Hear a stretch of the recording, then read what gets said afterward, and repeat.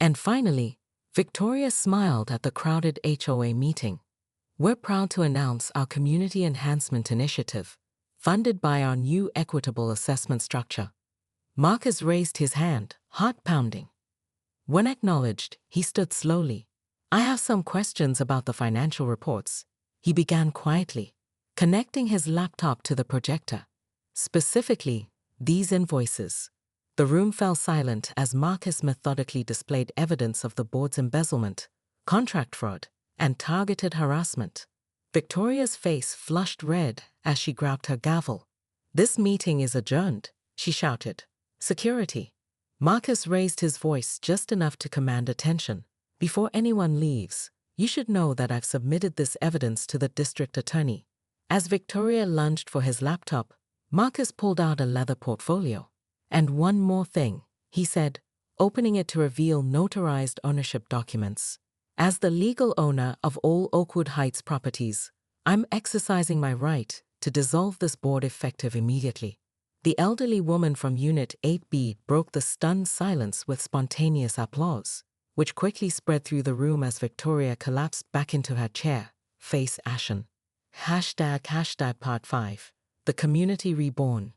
6 months later, Marcus sat by the new community pool, one of many improvements completed under his ownership, watching residents enjoy the weekly social gathering.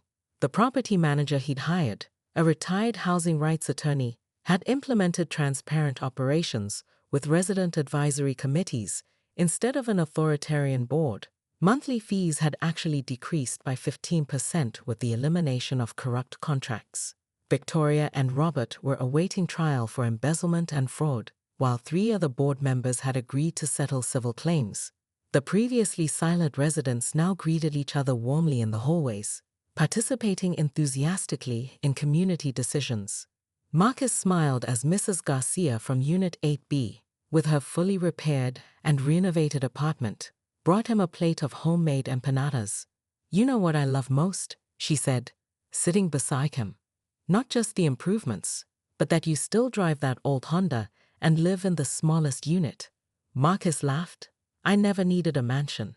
I just wanted a real community. As the sunset painted Oakwood Heights in golden light, Marcus watched children playing tag on the lawn that Victoria had once obsessed over keeping pristine and empty.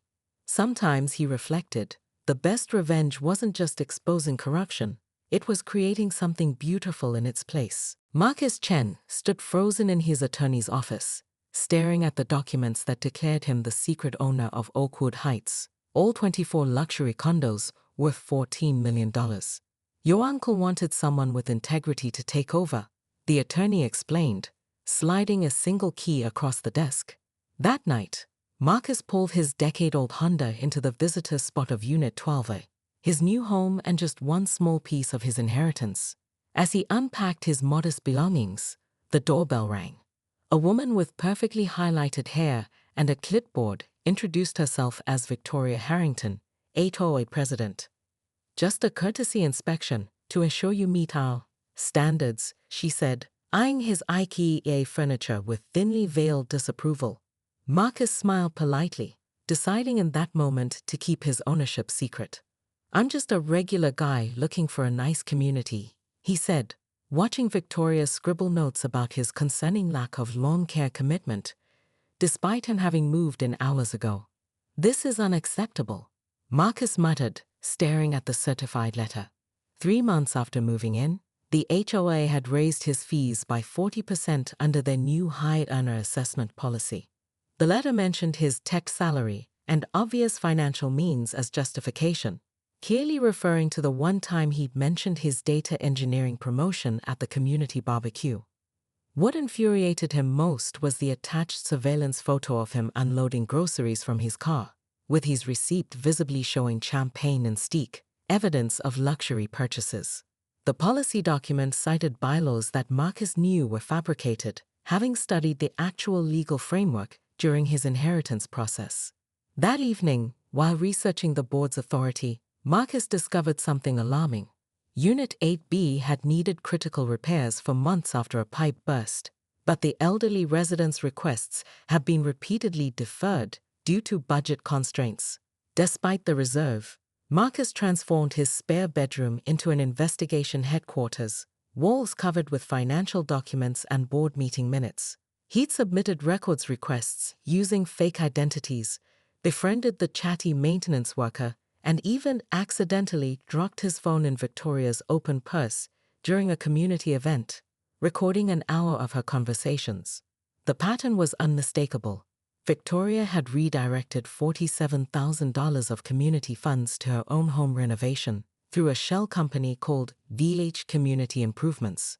The treasurer, Robert Powell, had awarded $86,000 in contracts to his brother-in-law's company for work that independent contractors estimated at $32,000.